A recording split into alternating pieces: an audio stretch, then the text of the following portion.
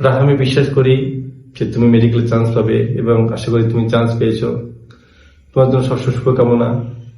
তোমার সাথে আমার প্রতি তোমার যে ভুল অভিযোগ, আশা করি সেটা তোমার থাকবে না।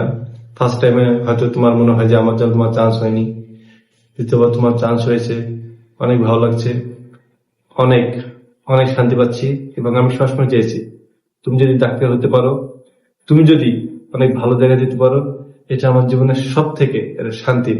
আমি যেটা হতে পারিনি, আমি যেটা করতে পারিনি, সেটা যদি তোমার দ্বারা সম্ভব হয়, এটা আমার জন্য অনেক গৌরবের। আর আমি আবারও যদি ভুল ত্রুটি করে থেকে আমাকে ক্ষমা করে দিও। তুমি অনেক ভালো জায়গায় যাও, ভালো সঙ্গীকে নিয়ে থাকো, ভালো একটা জীবন করো, বছর সবসময় আমার জন্য দোয়া থাকবে।